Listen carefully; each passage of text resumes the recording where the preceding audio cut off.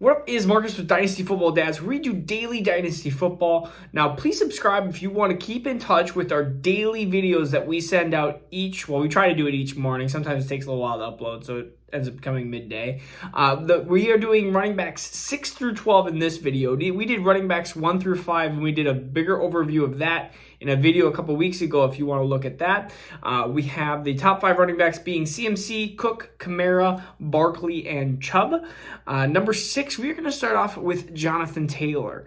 So Jonathan Taylor was the number 1, running back so far out of the 2020 class. So he had an amazing season. I mean, he started off so slow. His vision started off slow. Honestly, there was a lot of people that were worried about what Jonathan Taylor could do at the next level, especially when you had Nyheim Hines taking some of the workload and you had other running backs that were taking some of the workload, and it was like, whoa, what's going on with Jonathan Taylor? But he ended the year kind of like David Montgomery, had a very easy schedule, but he torched some of these teams. But he ended the year with 1,169 yards and 11 touchdowns, and that was all on the ground, 5 yards per carry. And then he had 39 targets, 299 yards and a touchdown receiving. And one of his biggest questions was, could he receive at the next level? He didn't do it at Wisconsin, and he didn't do it very often at Wisconsin, and sometimes it happens. Would he go the Melvin Gordon route where he could actually show that he could receive and be a viable pass catcher? He's not going to be the Kamara or the CMC, but as long as he can be better than like a Nick Chubb at it, then he's going to be potentially in that category where he can be a top 5 running back. And Jonathan Taylor right now is sometimes being overvalued or undervalued, depending on the way you look at it. But he's 22 years old, and he is the next big thing potentially at the running back position. I mean, he has a great offensive line. They just need to figure out who is at quarterback, and that might be the biggest question of why he's not up there further. So number 6 is Jonathan Taylor. Number 7, and this might be down there, but it's Derrick Henry, the back-to-back rushing title leader. And if you look at the stats of his last 31 games, it's 3,567 yards and 33 touchdowns. So over 100 yards a game, over a touchdown a game. And we look at his averages. He's averaging 5.1 yards a carry, 5.4 yards a carry. His last 3 seasons have been 17, 16, and 12 in touchdowns. So you're getting consistent touchdowns, and he can hit you from long distance too. He's had rushes. The last 4 years, he's had at least a rush of 74 yards in a game, which is kind of cool to see a big guy. I mean, he's listed right now at 6'3", 247 pounds. A huge guy, a mammoth guy, just running people over. I mean, he's 27. He just turned 27 not too long ago. So, I mean, he'll be 27 throughout the entire NFL season. I could see him again producing 1 or 2 more years of a good fantasy production. The reason why he's not higher is because the other running backs are just younger and could have longer potential. I mean, we're talking 2 years versus 4 or 5 years. And so that's why Derrick Henry is at this position.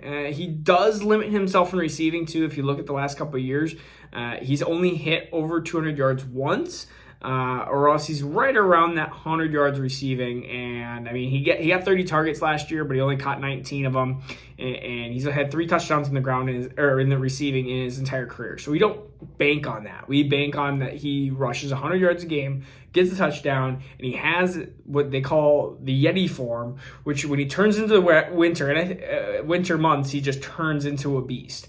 I can't remember which fantasy podcast that was from, but they do say he turns into a Yeti in the winter. All right, number 8, we're going to go with Ezekiel Elliott. I'm just going to go with short name of Zeke. And he's surprisingly only 25 years old. He'll be 26, 7/22. So not too long here. So, but in the summer he'll be 26. And if you look at his career, I mean, he's been a consistent fantasy producer. His years of fantasy production, and this is including his rookie year, which is pretty impressive, 2, 9, 5, 4, 11. And 9 was when he only played 10 games too. I mean, you could realistically, you take the 9 and you probably say points per game, he's probably points per game, he was, of course, way up there, but fantasy points total, he was 9th. So you're looking at a guy who is top 5 pretty much 4 years in a row. and then 11th this last year. And the biggest question for him is he didn't look great with Dak, or without Dak. He looked amazing with Dak. Was it injuries, or was he really slowing down? Because at the end of the year, Tony Pollard looked just as good, and in some cases better than Ezekiel Elliott. And Zeke Elliott had this weird fumbling issue at the end of the year. There's some questions about Zeke that you just don't have with some of the other running backs at this point. And with how well he's produced in the past, we're not banking on past production simulating to the future production. When you have a guy who's been a top 12 fantasy running back for 5 years, likely they're not going to keep producing at that pace. I mean, very rarely are you going to get people, and it's like LaShawn McCoy and tiny bit of Adrian Peterson in there, and that's the last 12, 13, 14 years. That's all we've had at that amount of production for that amount of period of time. We're talking 6 or more years. So we just don't see it very often. So we have to say, well, is Zeke going to be the exception to the rule, or is he going to follow into that rule? And I mean, he's got 1,400 carries already on his belt, and he's almost 26. So we're talking about a guy who could start falling off the cliff a little bit here. My number 9 running back here is Clyde EdwardsHelaire, also known as CEH. He has some of the biggest question marks as well in coming up, because Kansas City just doesn't seem to use him properly. Will Damian Williams come back and be a pest or a part of that class? What is fully going to go on? I mean, he had 181 attempts for 803 yards, 4.4 average, which is completely fine. He had 54 targets for 300 yards, almost 300 yards and a touchdown, which is decent. I mean, so you're looking at 1,100 yards. And I mean, he was 22nd in fantasy football when it comes to production. We just need more out of Clyde EdwardsHelaire. He only played 13 games, so you missed 3 games. That's a big if, too. That's a big problem. I mean, hopefully he can stay healthy. He's listed at 5'7". I don't even know if that's true, but I mean, he's this 5'7", 210, so he's a smaller guy. I really liked him coming out of LSU, but he was not my top. He was like my 4th running back in the class, talent-wise, and he just fell into a perfect situation. I really hope that they got to get rid of Bell. Bell's gone. He won't be re-signed. It would be interesting to see how they utilize Clyde EdwardsHelaire, but I think he's going to rebound sophomore year. I really feel like he's going to have that top 10, close to top 10 fantasy running back production. And if anything, if people are thinking, okay, I don't believe in him anymore, that's a good buy low candidate. And I mean, I'm talking I would rather have Clyde EdwardsHelaire than probably pretty close to any running back in the 2021 draft. Especially anybody besides Etienne and Najee Harris. If you say Najee Harris and Etienne are ahead of him, that you can argue that, and we can have that discussion all day. But I mean, besides that, Clyde EdwardsHelaire is in a perfect spot, has draft capital. It's just everything in history of NFL says that his chances of hitting are very, very good, and that's the chances I like to take. I like to do the 80% chances, or the 75 or the 85% chances versus the 50%. You want to put your money where the percentages are. Anyways, all right, number 10.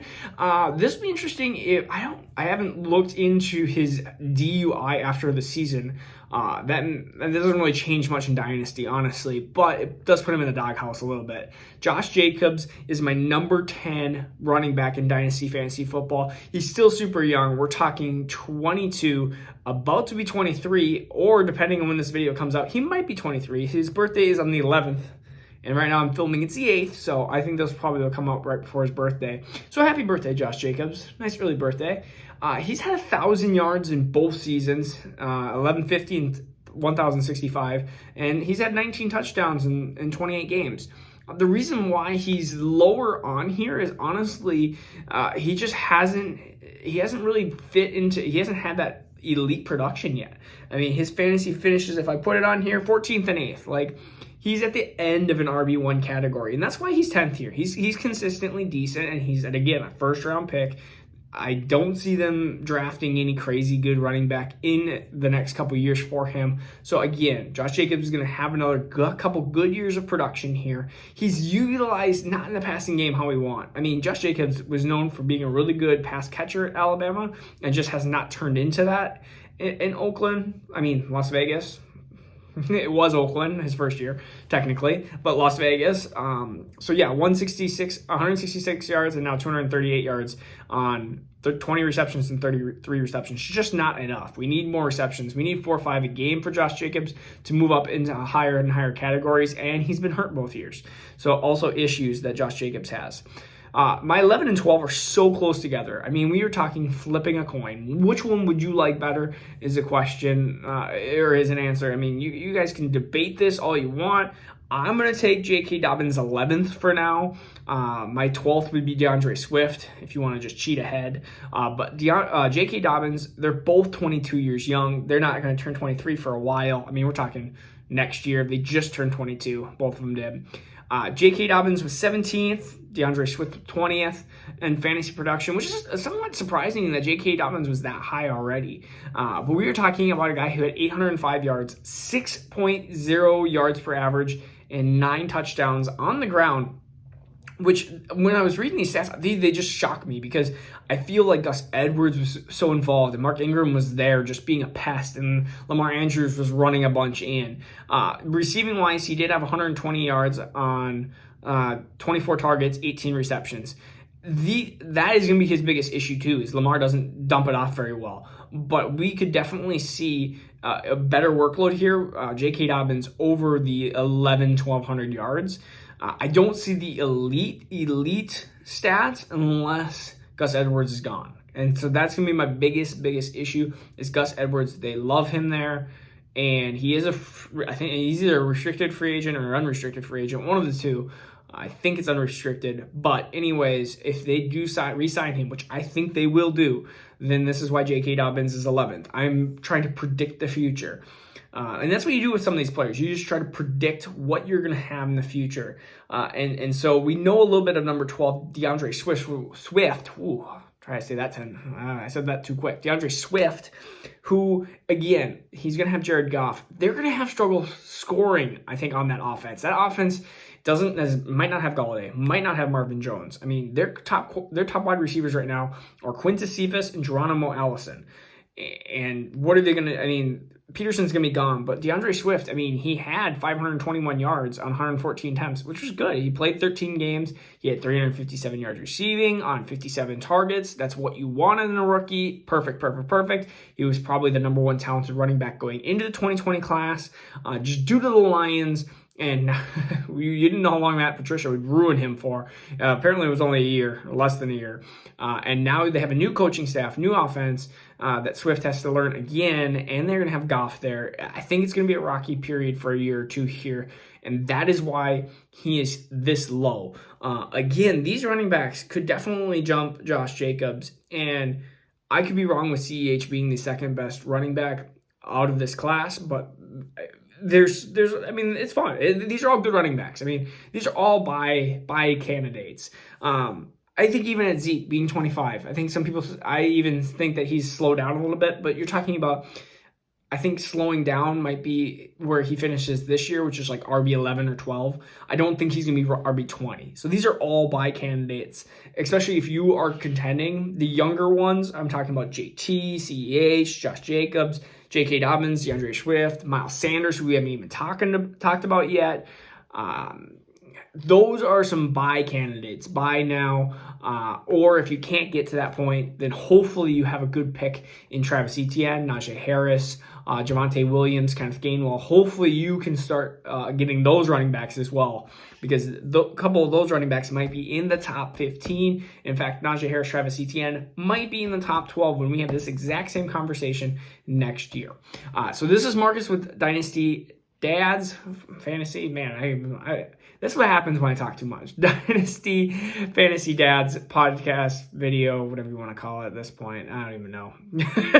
You made it this far. You might as well just subscribe. Just deal with me some more.